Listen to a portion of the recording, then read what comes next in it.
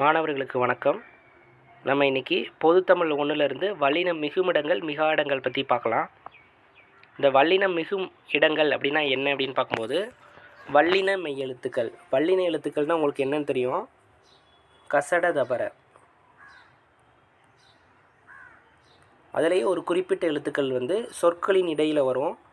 அது என்ன எழுத்து அப்படின்னு பார்க்கும்போது வல்லின மெய் எழுத்துக்கள். மெய் எழுத்துக்கள்னால் புள்ளி வச்ச எழுத்து. அந்த கசட தபரில் உள்ள இக்கு, இச்சு, இத்து, இப்பு இந்த 4 எழுத்துக்கள் மட்டும் சொற்கள் புணரும்போது ஒரு சொல்லும் இன்னொரு சொல்லும் சேரும்போது மிகுந்து வரும், இடையில வரும். அதான் வல்லினம் மிகுமிடங்கள். இந்த 4 எழுத்தும் சில சொற்கள் சேரும்போது வரும். எடுத்துக்காட்டு வாழை கூட்டல் பழம். இது வாழை அப்படிங்கிறது நிலைமொழி. முதல்ல இருக்கிறது நிலைமொழி. ரெண்டாவது நிலைமொழியோடு சேர்றது வருமொழி. இது ரெண்டும் சேரும்போது ஒரு எழுத்து இந்த மாதிரி இந்த கேச தேப்ப இக்கு இச்சு இத்து இப்பு இந்த எழுத்துக்களில் ஏதாவது ஒன்று மிகுந்து வரும். அதுதான் வல்லினம் மிகும் இடங்கள். வாழை கூட்டல் பழம், வாழைப்பழம் இப்போ வரணும். எடுத்துக்காட்டு 1, 2ன்னு பார்க்கலாம். அதில் முதல் எடுத்துக்காட்டு அ இ உ என்ற சுட்டு எழுத்திற்கு அப்புறம் பின் வல்லினம் மிகும். அது என்ன அ இ உ அப்படின்னா அந்த இந்த அப்படிங்கிறது. அந்த அப்படிங்கிறது தூரத்தில் இருக்கவங்கள அந்தன்னு சொல்லுவோம், பக்கத்தில் இருக்கவங்கள இந்தன்னு சொல்லுவோம். 2 பேருக்கும் இடையில உள்ளவங்கள காட்டும்போது உந்த அப்படின்னு சொல்கிறோம். இது இந்த உந்த அப்படிங்கிற வார்த்தை மட்டும் இப்போ இல்லை. இருந்தாலும் இதெல்லாம் சுட்டு எழுத்துக்கள். ஒருத்தவங்களை சுட்டி காட்டுறதுக்கு பயன்படுத்தக்கூடிய எல்லா எழுத்துமே சுட்டெழுத்து அப்படின்னு பார்க்குறோம். அப்போ அ இ உ அப்படிங்கிறது சுட்டு எழுத்து. அ கூட்டல் சட்டை அச்சட்டை, இ இந்த கூட்டல் காலம் இந்த காலம். எல்லாத்துலேயும் பாருங்கள் இச்சு வந்திருக்கு. இந்த காலத்துக்கு என்னது இக்கு வந்திருக்கு.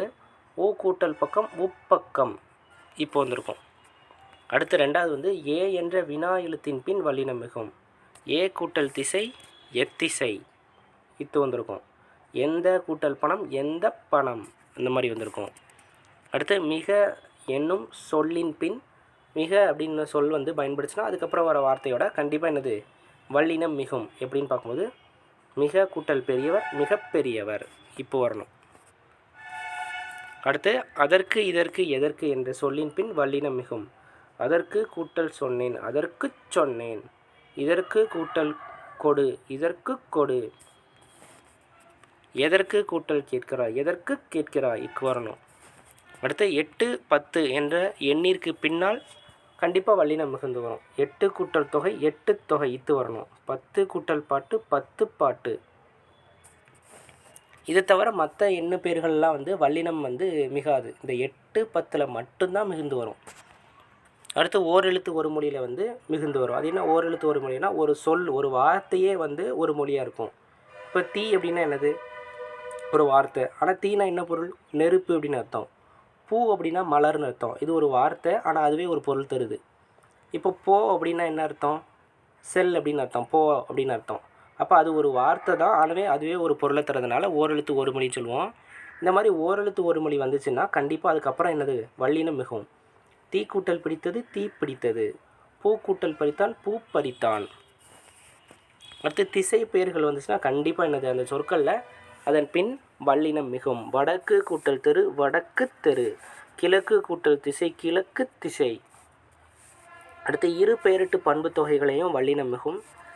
சாறை கூட்டல் பாம்பு. இது எப்படி இரு பெயரிட்டு பண்பு தொகைன்னா ஒரு சிறப்பு பெயர் பொது பெயர்னு சொல்லுவாங்க. அதாவது இப்போ பாம்பு அப்படிங்கிற ஒரு பொது பெயர். பாம்புங்கிறது ஒரு விலங்கு வகையில் வந்துடும். ஒரு ஊர்வனை அப்படின்னு பார்க்குறோம். அந்த பாம்புலேயே இது பொது பெயர். பாம்புங்கிறது ஒரு பொது பெயர். ஊர்வனைன்னு ஒரு வகை பொதுவாக பாம்பு நிறைய பாம்பு இருக்குது. அப்போ பாம்பில் ஒன்று சாறை பாம்பு. அப்போ அதோட சிறப்பு முன்னாடி வந்துடும். இந்த மாதிரி இருந்துச்சுன்னா பொதுப்பெயர் பின்னும் சிறப்பு பெயர் முன்னும் வந்துச்சுன்னா அது பேர் தான் இரு பெயரிட்டு பண்பு தொகை அப்படிங்கிறோம். இப்போ அதே பாருங்கள் திங்கள் அப்படின்னா மாதம்னு அர்த்தம். மார்கழி திங்கள்னா மாதம்னு அர்த்தம். பொதுவான ஒரு பெயர். மாதம் அப்படிங்கிறத பொதுவாக திங்கள்னு சொல்லுவோம். அதில் ஒரு குறிப்பிட்ட மாதம் தான் மார்கழி. இது சிறப்பு பெயர். அப்போ பொதுப்பெயர் பின்னும் சிறப்பு பெயர் முன்னும் இருந்துச்சுன்னா அது பேர் தான் இரு பெயரிட்டு பண்பு தொகை. அந்த மாதிரி இரு பெயரிட்டு பண்பு தொகை வந்துச்சுன்னா கண்டிப்பாக அதுக்கப்புறம் வல்லினம் மிகும். சாறை கூட்டல் பாம்பு சாறை பாம்பு. மார்கழி கூட்டல் திங்கள் மார்கழி திங்கள். அடுத்து இனி தனி அப்படிங்கிற சொற்களின் பின் கண்டிப்பாக மிகும். இனி கூட்டல் பார்ப்போம் இனி பார்ப்போம். தனி கூட்டல் பாடல் தனிப்பாடல். ஈறுகெட்ட எதிர்மறை பெயரச்சத்தின் பின் வல்லினம் மிகும். அது என்ன ஈறுகெட்ட அப்படின்னா நில்லாத அப்படிங்கிற வார்த்தை இருந்திருக்கும். நில்லாத இது ஒரு பெயரச்ச சொல். இந்த இதில் தே வந்து கெட்டு போயிடும். ஈருன்னா லாஸ்ட்டு உள்ள எழுத்து கெட்டு போயிருக்கும். அதனால் இது எப்படி தான் இருக்கும், நில்லான்னு இருக்கும். நில்லா கூட்டல் பேருந்து, நில்லா பேருந்து இப்போ வரணும். எழுதாதன்னு இருந்திருக்கும். அந்த தே வந்து கெட்டு போயிருச்சு. ஈறு கெட்டு போனதுனால ஈறு கெட்ட எதிர்மறை பெயரச்சம். இந்த தே கெட்டு போனதுனால எழுதா பாடல்னு இருக்கும். எழுதா கூட்டல் பாடல், எழுதா பாடல் அப்படின்னு இருக்கும். வல்லினம் மிகா இடங்கள் இப்போ பார்க்க போகிறோம். வல்லினம் மிகுமிடங்களில் ஒரு 10 சொல்லியிருக்கோம் சான்றோட. அதே மாதிரி வல்லினம் மிகுமிடங்கள் பார்த்த மாதிரி மிகா இடங்களும் பார்க்கலாம். இதுவும் அதே மாதிரி தான். இந்த வல்லினம் எழுத்துக்கான இக்கு இச்சு இத்து இப்பு அப்படிங்கிறது இந்த 4 சொற்களும் சொல் புணரும் போது மிகாமல் ஒரு வேளை வராமல் இருந்துச்சோம் அப்படின்னா அது வல்லினம் மிகா இடங்கள். அவை இவை எவை என்ற சொற்களின் பின் வல்லினம் மிகாது. அவை கூட்டல் போயின, அவை போயின. இவை கூட்டல் சென்றன, இவை சென்றன. எவை கூட்டல் கூவின, எவை கூவின. இதில் எதுலேயுமே வந்து இக்கு இச்சு இப்பு எதுவுமே இருக்காது. அதனால தான் இது பேர் என்னது, வல்லினம் மிகாத இடங்கள். இன்று அன்று என்று இந்த சொற்களுக்கு அடுத்து வல்லினம் மிகாது. இன்று கூட்டல் கேட்டால் இன்று கேட்டார். அன்று கூட்டல் போனார் அன்று போனார். என்று கூட்டல் சொல்வார் என்று சொல்வார். இந்த மாதிரி இருக்கும். அடுத்து அத்தனை இத்தனை எத்தனை என்ற சொற்களின் பின் வல்லினம் மிகாது. அத்தனை கூட்டல் செடிகள் அத்தனை செடிகள். இத்தனை கூட்டல் பலகைகள் இத்தனை பலகைகள். எத்தனை கூட்டல் பூக்கள்கள் எத்தனை பூக்கள்கள். பூக்கள் இந்த மாதிரி இருக்கும். அடுத்து 8 10 அப்படிங்கிற எழுத்துக்கள் எல்லாமே வந்து கண்டிப்பாக அதுக்கு அடுத்து வரும்போது நம்ம வந்து வல்லினம் மிகுந்து வரும்னு பார்த்தோம். அதனால் இங்கே எப்படி போனால் அதை தவிர மற்ற எல்லா எண்களிலும் வல்லினம் மிகாது. 1 கூட்டல் கோடு 1 கோடு. 2 கூட்டல் கட்டுரை 2 கட்டுரை. அப்போ எண்ணு பெயர்களில் வந்து 8 10 மட்டும்தான் மிகுந்து வரும். மற்ற எந்த எண்கள்லையுமே மிகுந்து வராது. சில பல என்ற சொற்களின் பின் வல்லினம் மிகாது. சில கூட்டல் செடிகள் சில செடிகள். பல கூட்டல் கொடிகள் பல கொடிகள். நம்ம இந்த அடுத்து உள்ள வார்த்தைகளாக நம்ம மாற்றி போட்டுக்கலாம். நம்ம வந்து நமக்கு ஜென்ரல் வந்து இதுதான். இதுக்கு அடுத்து என்னது நீங்கள் எப்படினாலும் எழுதிக்கலாம். அடுத்து வினை கூட்டல் வினைத்தொகைகளில் நீங்கள் கேட்டிருப்பீங்க. ஊறுகாய் வினைத்தொகைன்னா என்னென்னா முக்காலத்தையும் காட்டுற மாதிரி இருக்கும்.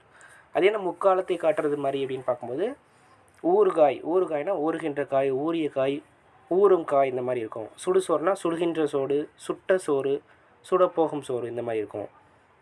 இந்த மாதிரி 3 காலத்தையும் காமிக்கிறதா வினைத்தொகை. இந்த மாதிரி இருந்துச்சுனாலும் வல்லினம் மிகாது. ஊறு கூட்டல் காய் ஊறுகாய், சுடு கூட்டல் சோறு சுடுசோறு இந்த மாதிரி இருக்கும். அடுத்து விழிச்சொற்கள். விழித்தல் அப்படின்னாலே ஒருத்தவங்களுக்கு கூப்பிடுறதுன்னு அர்த்தம். தம்பி, புலவரே அந்த மாதிரி கூப்பிடுறது. இந்த மாதிரி சொற்களை எடுத்து கண்டிப்பாக வல்லினம் மிகாது. தம்பி கூட்டல் வா தம்பி வா. புலவரே கூட்டல் செல்லுங்கள் புலவரே செல்லுங்கள். அடுத்து இரட்டை கிளவி. இரட்டை கிளவினா ஒரு சொல் இருக்கும், அது பிரித்தா பொருள் தராது. கலை கூட்டல் கலை கலகலை. சலை கூட்டல் சலை சலசலை. இந்த கலைன்னா என்ன, பொருள் கிடையாது. சலைன்னா என்ன, பொருள் கிடையாது. இந்த மாதிரி சும்மா ஓசைக்காக பயன்படுத்தக்கூடிய சொற்களை தான் வந்து இரட்டை கிளவி. இந்த மாதிரி வந்துச்சுன்னா அதுக்கு அடுத்து என்னது, வல்லினம் மிகாது.